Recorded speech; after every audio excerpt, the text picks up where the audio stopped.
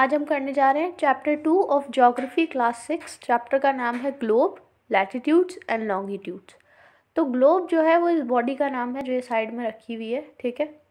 और लैटिट्यूड और लॉन्गिट्यूड क्या होता है ये हम इस चैप्टर में पढ़ेंगे, ठीक है।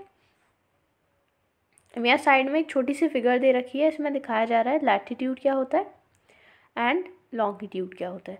सो लैटिट्यूड का डिवीजन दिखाया गया है एंड देन लॉन्गिट्यूड का डिवीजन दिखाया गया है, लेकिन पिक्चर थोड़ी सी ब्लर है, ठीक है। तो चलिए हम शुरू करते हैं। In the previous chapter you have read that our planet earth is not a sphere, it is slightly flattened at the north and south pole and bulge in the middle. Can you imagine how it looks?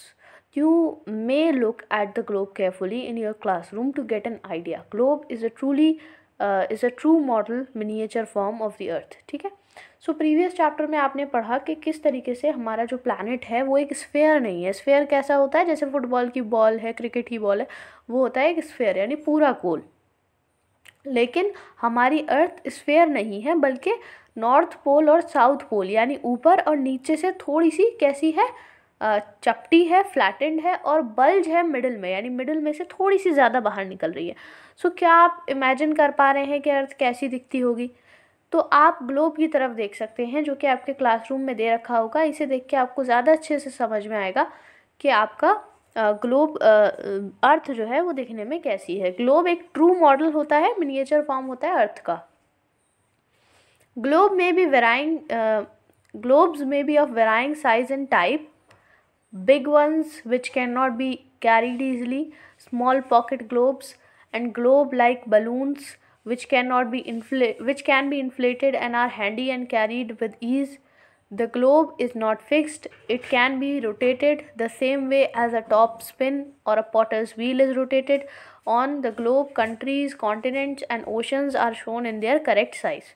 तो globe जो है वो अलग अलग size के हो सकते हैं, अलग अलग टाइप के हो सकते हैं। बड़े ग्लोब होते हैं जिनको आप आसानी से कैरी नहीं कर सकते।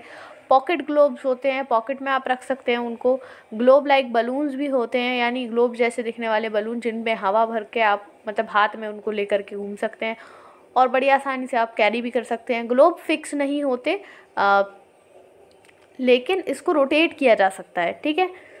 इसी तरीके से जैसे आप एक टॉप स्पिन को रोटेट करते हैं या पॉटर्स का जो व्हील होता है उसको रोटेट किया जाता है। ये दोनों चीज़ें किसी एक्सिस पे रोटेट कर रही होती हैं, इसी तरीके से ग्लोब को भी रोटेट किया जा सकता है। तो जो ग्लोब है उस पर कंट्रीज़, कॉन्टिनेंट, ओशन, ये सब चीज़ें उनके करेक्ट साइज़ में दिखाई जाती हैं, ठीक है।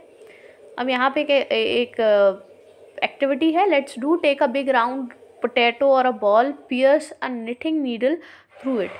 The needle resembles the axis shown in a globe. You can now move the potato or the ball around this axis from left to right. तो आपको क्या करना है, एक आलू लेना है या फिर कोई बॉल लेनी है और उसके बीच में से एक निटिंग नीडल जो होती है, जो बुनाई वाली जो नीडल होती है, उसको बीच में से पास करना है और फिर आप ये बिल्कुल वैसा हो जाएगा जैसा ग्लोब होता है। आप इसको घुमा सकते हैं, ठीक है। Okay, it is difficult to describe the location of a point on the sphere like the Earth. Now the question arises as to how to locate a place on it. We need certain points of reference and lines to find out the location of places. ठीक है, तो बहुत difficult है किसी point की location को describe करना किसी स्फेयर पे जैसे कि अर्थ है। अब क्वेश्चन ये खड़ा होता है कि किस तरीके से हम किसी प्लेस को ग्लोब पे लोकेट करें। तो हमें कुछ पॉइंट ऑफ रेफरेंस की ज़रूरत पड़ती है ऐसा करने के लिए, और लाइंस की ज़रूरत पड़ती है ताकि हम किसी भी जगह की एग्जैक्ट लोकेशन पता लगा पाएँ। You will notice that a needle is fixed through the globe in a tilted manner. आप इस ग्लोब में देख पा रहे होंगे कि एक नीडल जैसी कोई आइटम है जो कि इस ग्लोब में फिक्स्ड है और लेकिन ये थोड़ी सी टिल्टेड है, थोड़ी सी टेढ़ी है, ठीक है। सो इसको बोलते हैं which is called its axis, इसको बोलते हैं एक्सिस, ग्लोब की axis. 2 points on the globe through which the needle passes are 2 poles. जो 2 पॉइंट्स है जहाँ से नीडल पास कर रही है ग्लोब में से, वो कहलाते हैं नॉर्थ पोल और south pole. The globe can be moved around this needle from west to east just as the earth moves. और इस नीडल के अराउंड आप ग्लोब को मूव कर सकते हैं बिल्कुल उसी तरह जैसे अर्थ मूव करती है। But remember there is a major difference, एक बहुत बड़ा फ़र्क है अर्थ में और ग्लोब में।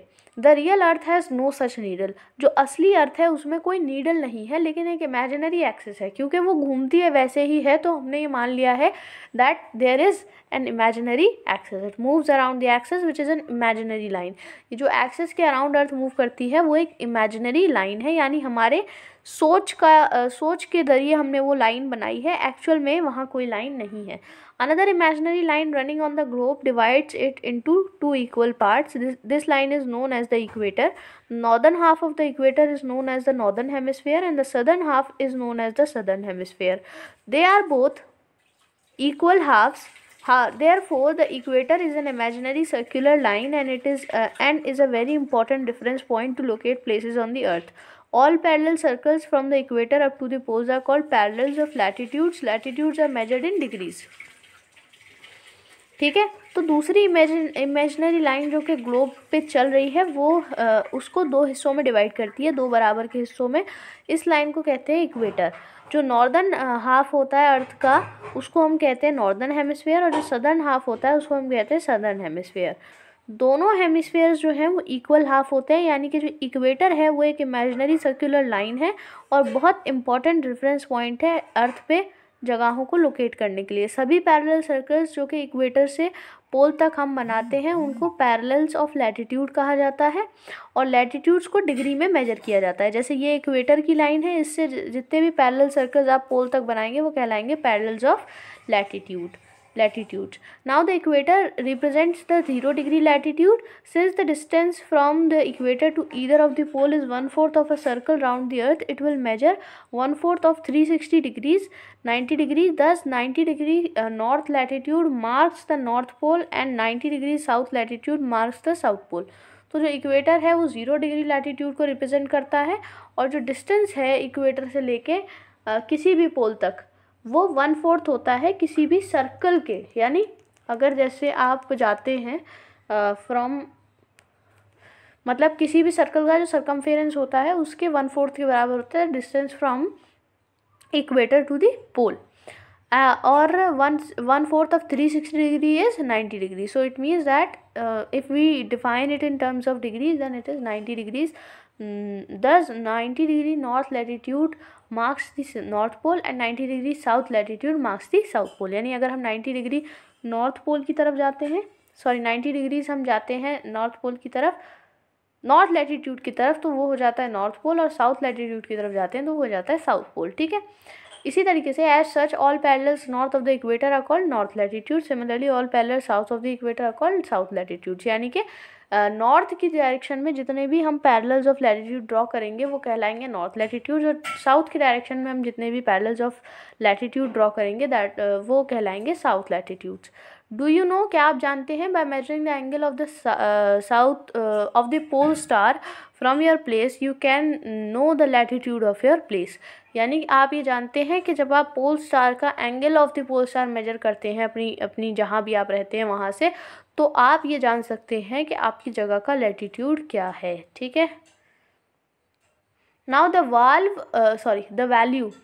value of each latitude is therefore followed by either the word north or south। यानी कि जब भी आप किसी लैटिट्यूड का नाम लिखेंगे तो आपको नॉर्थ लिखना होगा या साउथ लिखना होगा, क्योंकि इक्वेटर के नॉर्थ में जो है वो नॉर्थ लैटिट्यूड्स हैं और साउथ में जो है वो साउथ लैटिट्यूड है। Generally this is indicated by the letter N और एस, और इसके इंडिकेशन के लिए अगर नॉर्थ लैटिट्यूड हमको लिखना है तो हम एन लिखते हैं, और साउथ लैटिट्यूड अगर हमको लिखना है तो हम साउथ लिखते हैं। For example, both Chandrapur in Maharashtra India and Belo Horizonte in Brazil, South America are located on parallels of about 20 degree latitude। यानी कि चंद्रापुर जो है महाराष्ट्र का जो इंडिया में है और बेलो होरिजोंटे जो है ब्राज़ील का, वो दोनों ही 20 डिग्रीज पर हैं। लेकिन जो पहला वाला है वो नॉर्थ में है इक्वेटर के, और जो दूसरा वाला है वो इक्वेटर के साउथ में है 20 डिग्रीज लैटिट्यूड। ठीक है, तो नॉर्थ साउथ लिखने से कन्फ्यूजन ख़त्म हो जाता है और लोकेट करने में ज़्यादा आसानी होती है।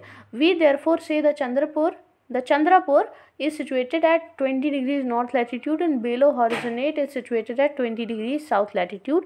We see in figure 2.2 that as we move away from the equator, the size of the parallels of latitude decreases.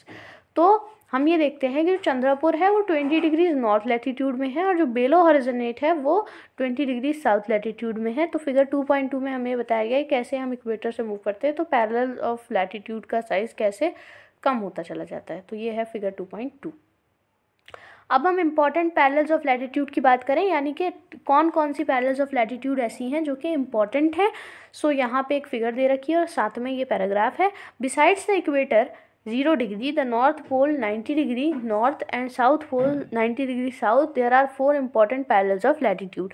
यानी इक्वेटर, नॉर्थ पोल और साउथ पोल जो कि 90 डिग्री नॉर्थ और 90 डिग्री साउथ में है और 0 डिग्री पे जो इक्वेटर है, इन 3 लाइंस को छोड़ के चार और ऐसी लाइंस हैं जो कि बहुत इंपॉर्टेंट हैं, 4 और ऐसी पैरेलल्स ऑफ लैटिट्यूड्स हैं जो कि बहुत ज़्यादा इंपॉर्टेंट है। पहली है ट्रॉपिक ऑफ कैंसर जो कि 23.5 डिग्री नॉर्थ में सिचुएटेड है नदर्न हेमिस्फीयर में। Tropic of cancer 23.5 degree north in the northern hemisphere. Tropic of capricorn 23.5 degree southern south 23.5 degree south in the southern hemisphere. Arctic circle at 66.5 degrees north of the equator and Antarctic circle at 66.5 degree south of the equator। यानी कि जो Arctic circle है वो 66.5 degree north latitude में है और जो Antarctic circle है वो 66.5 degree south of the equator में है। इसके अलावा एक और चीज़ है जो आप साउथ फ्रिजिड जोन है दोनों तरफ, एंटार्क्टिक सर्कल और आर्कटिक सर्कल का जो लैटिट्यूड है उसके बाद फ्रिजिड जोन शुरू हो जाती है। और ट्रॉपिक ऑफ कैंसर का अगर हम देखें तो ट्रॉपिक ऑफ कैंसर और ट्रॉपिक ऑफ कैप्रिकॉन के बीच में जो जोन है वो टॉरस जोन कहलाती है। और ट्रॉपिक ऑफ कैंसर से आर्कटिक सर्कल की जो जोन है वो नॉर्थ टेम्परेट जोन है। और ट्रॉपिक ऑफ कैप्रिकॉन से साउथ में Antarctic circle, tropic of Capricorn से अंटार्कटिक सर्कल की जो जोन है वो साउथ टेम्परेट जोन कहलाती है। तो ये सब नाम आपको याद रहने चाहिए। अब एक चीज़ और है, heat zones of the earth की हीट जोन्स कौन कौन सी हैं। सो यहाँ पे एक एक्सपेरिमेंट दिखाया गया है, ठीक है। तो चलिए पहले रीड कर लेते हैं थोड़ा सा। The mid day sun is exactly overhead at least once a year on all latitudes in between the tropic of Cancer and the tropic of Capricorn. This area therefore receives the maximum heat and is called the torrid zone. यानी कि जो बीच mid day सन होता है वो exactly overhead होता है साल में कम से कम एक बार, ठीक है। और सभी लैटिट्यूड्स पर ट्रॉपिक ऑफ कैंसर से लेकर ट्रॉपिक ऑफ कैप्रिकॉन के बीच जितनी भी लैटिट्यूड्स हैं वहाँ कम से कम साल में एक बार मिड डे सन एग्जैक्टली ओवरहेड हमें दिखाई देता है और इस पूरी जोन को मैक्सिमम हीट मिलती है और इसीलिए इसको टॉरस जोन कहते हैं। तो जो टॉर्च लाइट है वो एक स्ट्रेट सरफेस पे पड़ रही है और वो ब्राइट है और एक स्मॉलर एरिया को कवर कर रही है। फिर जब मिड डे सन कभी शाइन नहीं करता ओवरहेड किसी भी लैटिट्यूड पे जो कि ट्रॉपिक ऑफ कैंसर के बाद है और ट्रॉपिक ऑफ कैप्रिकॉन के बाद है, तो जो एंगल होता है सन की रेज का वो कम होता चला जाता है पोल की तरफ जाते जाते। तो इस वजह से एरिया जो आ रहा है ट्रॉपिक ऑफ कैंसर और आर्कटिक सर्कल के बीच नॉर्दर्न हेमिस्फीयर में और ट्रॉपिक ऑफ कैप्रिकॉन और अंटार्कटिक सर्कल के बीच सदर्न हेमिस्फीयर में, उनके पास मॉडरेट टेम्परेचर्स होते हैं, ठीक है। तो इनको कहते हैं टेम्परेट जोन्स, ठीक है, टेम्परेट जोन्स। मॉडरेट टेम्परेचर वहाँ रहता है। और वो एरियाज जो कि आर्कटिक सर्कल और नॉर्थ पोल के बीच है और नॉर्दर्न हेमिस्फीयर में, और नॉर्दर्न हेमिस्फीयर में आर्कटिक सर्कल और नॉर्थ पोल के बीच है और अंटार्कटिक सर्कल में साउथ पोल और सदर्न हेमिस्फीयर के बीच साउथ पोल और अंटार्कटिक सर्कल के बीच है इन द सदर्न हेमिस्फीयर। इस एरिया को फ्रिजिड जोन कहते हैं क्योंकि ये बहुत कोल्ड होता है, यहाँ बहुत ठंडक होती है क्योंकि यहाँ पर हीट रिसीव नहीं होती। ऐसा इसलिए क्योंकि सन यहाँ पर आता ही नहीं है, ठीक है। इसकी जो रेज होती हैं वो हमेशा इस पर स्लांटिंग पड़ती हैं और बहुत कम हीट यहाँ पहुँच पाती है। इसको फ्रिजिड जोन कहते हैं, बहुत कोल्ड होता है। तो अगर आप देखें डिस्कवरी चैनल्स पे, ठीक है, सो आर्कटिक फॉक्स वगैरह के बारे में, and there are a lot of species that are found in this region, this particular frigid zone. So आप उसके बारे में सर्च कर सकते हैं, ठीक है। Now, torch light falling on a slanted surface is less bright but covers a bigger area। यानी कि जब सीधी लाइट पड़ती है तो एरिया कम कवर करती है ना, लेकिन जब लाइट थोड़ी सी आड़ी होकर पड़ती है तो वो एरिया ज़्यादा कवर करती है लेकिन ब्राइट कम होती है। अब हम बात करेंगे व्हाट आर लॉन्गिट्यूड्स। लॉन्गिट्यूड्स क्या होते हैं? So, to fix the position of a place, it is necessary to know something more than the latitude of that place.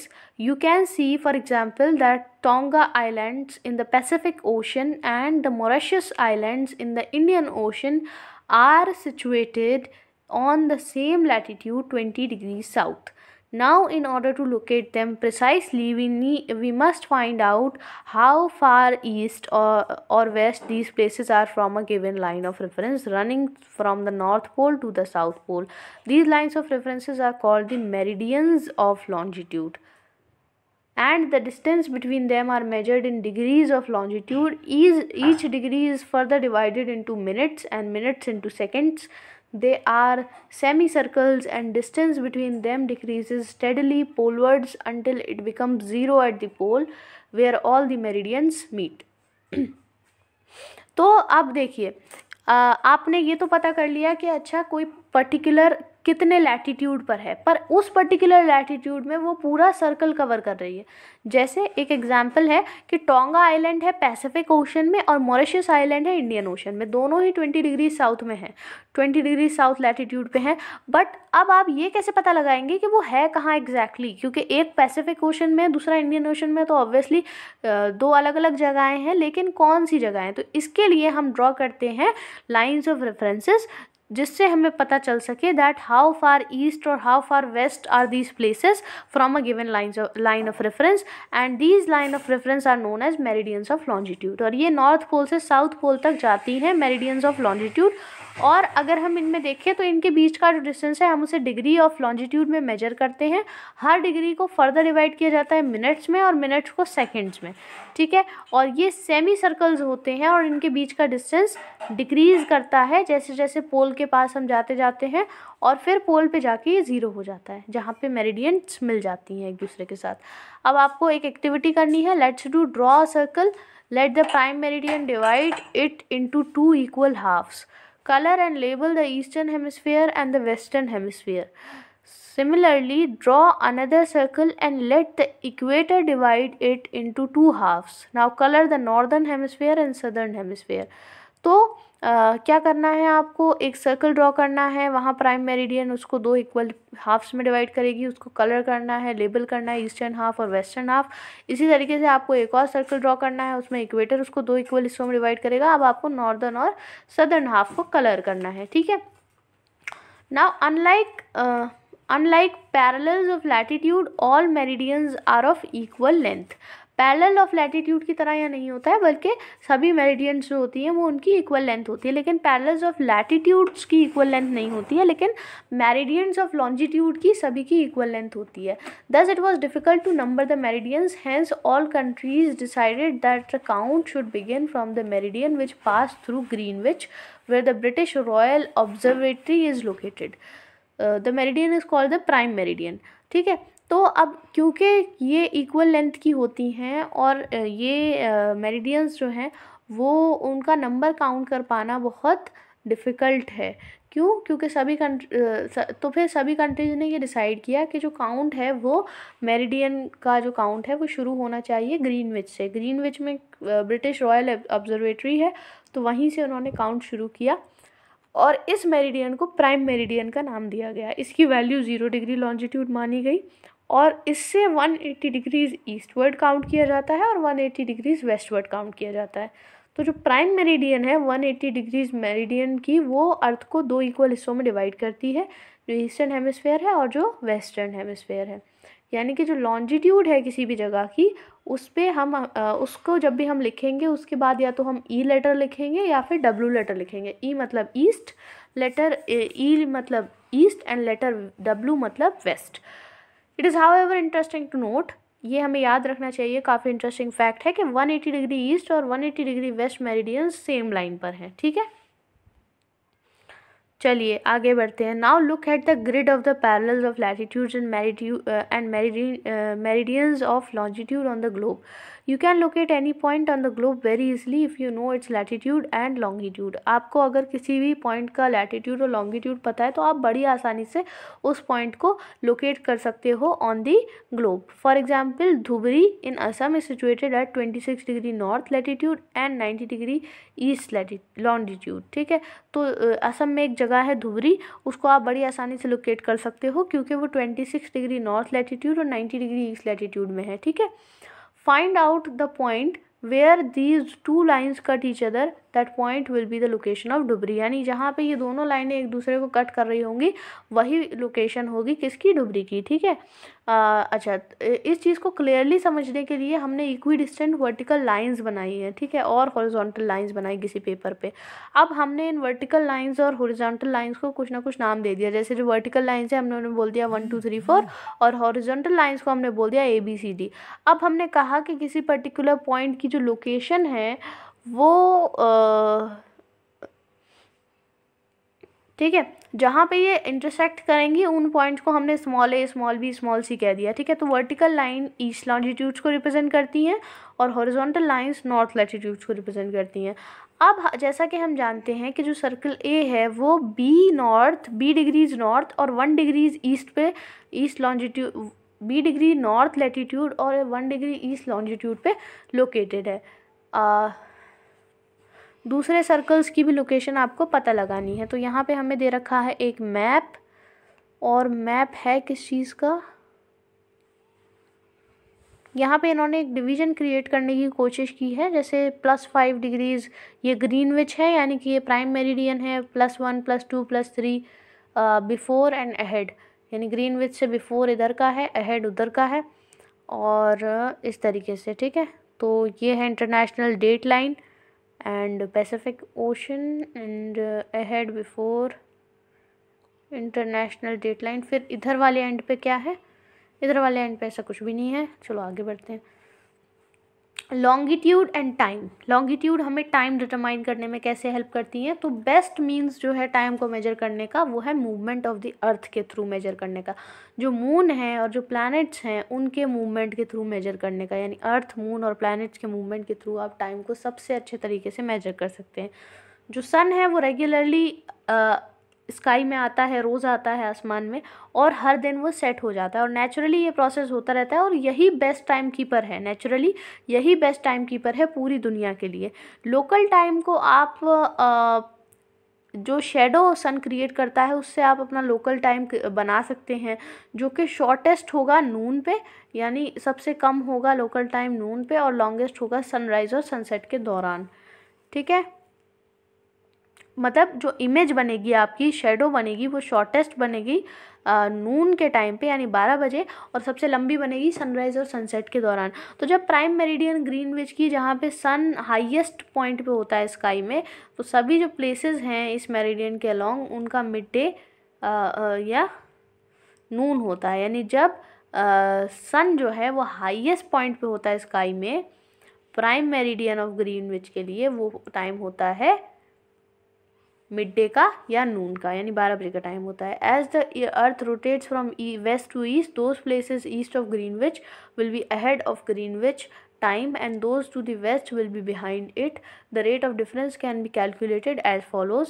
The earth rotates 360 in about 24 hours, which means 15 degree an hour, or 1 degree in 4 minutes. Thus when it is 12 noon at Greenwich, the time at 15 degree east of Greenwich will be 15 into 4 60 minutes, 1 hour ahead of Greenwich time, which means 1 p.m. But at 15 degrees west of Greenwich, the time will be behind Greenwich time by 1 hour. It will be 11 a.m. Similarly, at 180 degrees, it will be midnight when it is 12 noon at Greenwich. यानी कि जैसे जैसे अर्थ waste to east rotate करती है, तो जो places हैं जो ग्रीनविच के ईस्ट में हैं वो ग्रीनविच टाइम से आगे चल रही होंगी, और जो वेस्ट में है वो ग्रीनविच टाइम से पीछे चल रही होंगी। रेट ऑफ डिफरेंस को आप कैलकुलेट कर सकते हैं। अर्थ कितना रोटेट करती है, 360 डिग्री रोटेट करती है। कितनी देर में करती है, 24 घंटे में करती है, जिसका मतलब है 15 डिग्री 1 घंटे में कर रही है, जिसका मतलब 1 डिग्री 4 मिनट में कर रही है। अब अगर 1 डिग्री मूवमेंट वो 4 मिनट में कर रही है, तो जब 12 नून का टाइम हो रहा होगा ग्रीनविच पे, तो 15 डिग्री ईस्ट ऑफ ग्रीनविच पे कितना टाइम हो रहा होगा, तो आप उसे 4 से मल्टीप्लाई कर देंगे, यानी 60 मिनट आगे होगी, यानी 1 घंटा आगे चल रही होगी ग्रीनविच टाइम से। कौन? 15 डिग्री ईस्ट अगर हम ग्रीनविच के देखें तो, ठीक है। और यानी कि अगर 12 बज रहे हैं ग्रीनविच पे, तो 1 PM हो रहा होगा कहाँ पर? 15 डिग्री आगे, ग्रीनविच के 15 डिग्री आगे, ठीक है। इसी तरीके से अगर हम पूछे कि 15 डिग्री पीछे अगर हम आ जाते हैं ग्रीनविच के, तो मतलब 1 घंटा पीछे चल रहा होगा टाइम। अगर वहाँ 12 बज रहे हैं ग्रीनविच पे, तो यहाँ 11 बज रहे होंगे, 11 AM हो रहा होगा। इसी तरीके से 180 डिग्री पे क्या हो रहा होगा, तो 180 डिग्री पे मिडनाइट हो रहा होगा, ठीक है। जब 12 नून हो रहा है ग्रीनविच पे, तो वहाँ 180 डिग्री लॉन्गिट्यूड पे क्या हो रहा होगा, वहाँ पे मिडनाइट हो रहा होगा, यानी आधी रात हो रही होगी, 12 बज रहे होंगे, ठीक है। 12 मिडनाइट हो रहा होगा। तो किसी at any place a watch can be adjusted to read 12 o'clock when the sun is at the highest point in the sky. When it is midday, the time shown by such a watch will give the local time for that place. You can see that all the places on a given time, on a given meridian of longitude have the same local time. तो किसी भी जगह पे एक watch को adjust किया जा सकता है ताकि वो 12 o'clock रीड करे जब सन हाईएस्ट पॉइंट पे हो स्काई में, ठीक है। सो जब मिड डे हो, ठीक है, तो जो टाइम जो वो ऐसी वॉच जो हमें टाइम शो करेगी वो कहलाएगा लोकल टाइम उस पर्टिकुलर जगह का, क्योंकि उस टाइम पे हमने क्या किया कि जब सन अपने हाईएस्ट पॉइंट पे था, तो हमने उसको 12 बजे मान लिया और अपनी घड़ी में वही 12 बजे सेट कर दिया। अब जो टाइम घड़ी मूव कर रही है वो कैसा टाइम है? वो टाइम जो है वो है लोकल टाइम उस पर्टिकुलर एरिया का। और आप सभी प्लेसेस एक गिवन मेरिडियन ऑफ लॉन्जिट्यूड पे आप देख सकते हैं, तो वहाँ पे आप देखेंगे कि सभी के पास सेम लोकल टाइम होता है, सभी का सेम लोकल टाइम होता है, ठीक है। इंडियन स्टैंडर्ड मेरिडियन के लिए यहाँ पे एक पिक्चर दे रखी है, ठीक है। तो how do we have standard time? अगर टाइम सबका लोकल टाइम अलग अलग हो सकता है, तो फिर हम स्टैंडर्ड टाइम कैसे डिसाइड करते हैं, यानी सब लोगों के लिए स्टैंडर्ड टाइम हम कैसे डिसाइड करेंगे? सो जो लोकल टाइम है जगहों का, वो जो कि डिफरेंट मेरिडियंस पे हैं, वो डिफरेंट होता है एक दूसरे से। फॉर एग्जांपल, एक टाइम टेबल प्रिपेयर करना बहुत मुश्किल रहेगा ट्रेन के लिए जो कि अलग अलग लॉन्गिट्यूड्स को क्रॉस कर रही है। इंडिया में हम मान लेते हैं कि एक डिफरेंस है 1 घंटे का, 1 घंटे 45 मिनट का, द्वारका जो गुजरात में है और डिब्रूगढ़ जो असम में है, इन दोनों के बीच जो डिफरेंस है टाइम का, लोकल टाइम का, वो 1 hour 45 मिनट है। तो ये ज़रूरी है कि हम एक लोकल टाइम कुछ सेंट्रल मेरिडियंस का अडॉप्ट करें कंट्री के as the standard time for the country, वरना ऐसा होगा कि मान लीजिए आप घर से निकले 12 बजे, द्वारका से आप एक ट्रेन में बैठे और आप सफ़र करके जाते हैं और असम आपको जाना है ना। तो आप जब असम पहुंचेंगे तो वहाँ का टाइम 1 घंटा 45 मिनट क्या चल रहा होगा? आगे चल रहा होगा, है ना। तो फिर वो बहुत वहाँ प्रॉब्लम क्रिएट हो जाएगी। सो ऐसा करना ज़रूरी है कि किसी लोकल टाइम को एज अ स्टैंडर्ड टाइम माना जाए कंट्री का, है ना। तो इंडिया में जो लॉन्जिट्यूड है 22.5 डिग्री ईस्ट की, यानी 82.5 डिग्री ईस्ट की, या 82 डिग्री 30 मिनट्स ईस्ट की, 82 डिग्री 30 मिनट ईस्ट की, उसको हम स्टैंडर्ड मेरिडियन मानते हैं। तो जो लोकल टाइम होगा इट्स मेरिडियन पे, उसको हम कहेंगे standard time for the whole country, और इसको कहा जाता है Indian standard time, that is IST, ठीक है। चलो आगे बढ़ते हैं, यहाँ तक का हो गया होगा, है ना। कबीर एक छोटे से टाउन में रहता है जो कि भोपाल के पास है। वो अपने फ्रेंड आलोक को बताता है कि वो आज रात को सो नहीं पाएंगे क्योंकि एक day and night cricket match है जो कि इंडिया और इंग्लैंड के बीच में हो रहा है, और वो 2 PM पे शुरू हो रहा है लंदन में। इसका मतलब है कि मैच 7:30 PM पे शुरू होगा इंडिया में, और रात तक वो मैच जो है तो वो चलता रहेगा। तो क्या आप जानते हैं कि क्या टाइम डिफरेंस है इंडिया और इंग्लैंड के बीच में? सो इंडिया जो है वो ईस्ट में है ग्रीनविच के, जो कि 82 डिग्री 30 मिनट्स ईस्ट में है, और वो जो उसका इंडिया का जो स्टैंडर्ड टाइम है वो है 5 hours 30 minute ahead of the Greenwich mean time, यानी ग्रीनविच का जो मीन टाइम है उससे 5 घंटे 30 मिनट आगे है। इसी तरीके से 7:30 PM इंडिया में हो रहा होगा जब 2 PM हो रहा होगा लंदन में, ठीक है। कुछ कंट्रीज़ का एक ग्रेट लॉन्जिट्यूडनल एक्सटेंट होता है, तो उन्होंने एक स्टैंडर्ड टाइम से ज़्यादा अडॉप्ट कर लिया है, ठीक है। कुछ कंट्रीज़ का एक ग्रेट लॉन्जिट्यूडनल एक्सटेंट होता है, यानी बहुत वो बड़े बड़े कंट्रीज़ होते हैं, तो उनको एक स्टैंडर्ड टाइम से ज़्यादा स्टैंडर्ड टाइम को अडॉप्ट करना पड़ता है, ठीक है। जैसे कौन सा कंट्री का एग्जांपल आप ले सकते हैं यहाँ पर, जैसे अगर हम अफ्रीका की बात करें तो बहुत बड़ा कंट्री है ना। अगर हम रशिया की बात करें तो बहुत सारे 11 स्टैंडर्ड टाइम्स वहाँ पर फॉलो किए जाते हैं। तो अर्थ को 24 टाइम जोन्स में डिवाइड किया गया है 1 आवर ईच, यानी एक घंटे के डिफरेंस के हिसाब से 24 टाइम जोन्स अर्थ के डिवाइड किए गए हैं। हर जोन 15 डिग्री लॉन्गिट्यूड कवर करता है, क्योंकि 15 डिग्री ही वो डिस्टेंस है जो कि 1 घंटे में चला जा सकता है, ठीक है। तो चलिए अब यहाँ एक्सरसाइजेज हैं, इसमें कुछ खास नहीं है बट फिर भी मैं आपको करा देती हूँ। What is the true shape of the earth? So true shape of the earth is it is a bit flattened at the poles and bulge in the middle. What is a globe? A globe is the miniature of the true earth.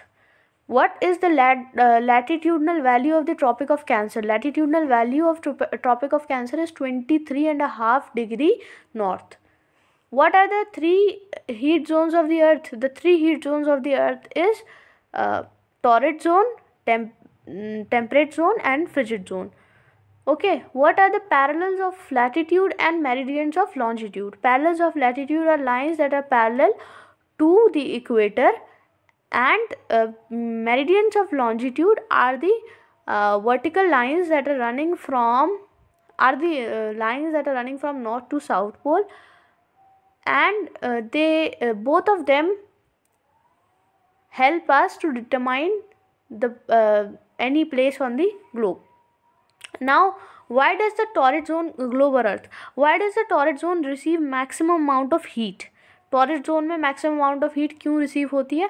So the reason is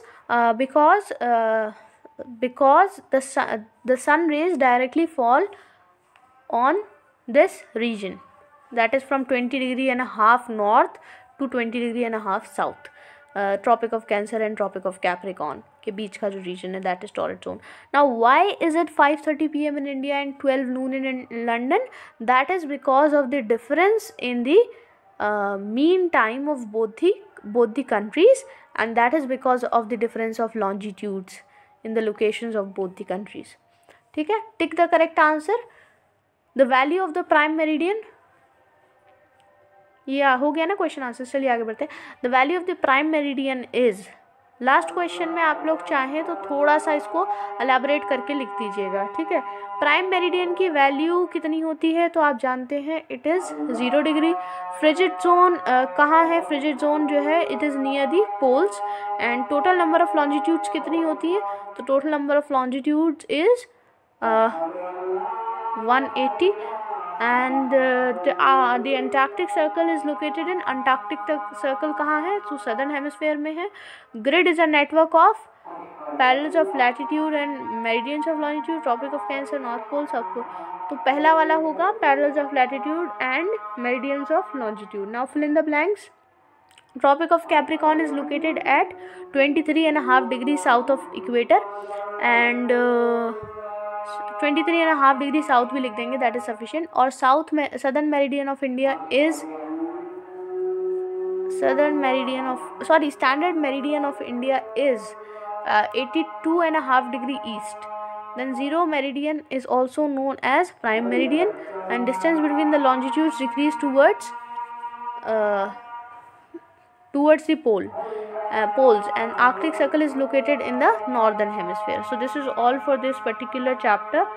ठीक है, thank you for watching this video.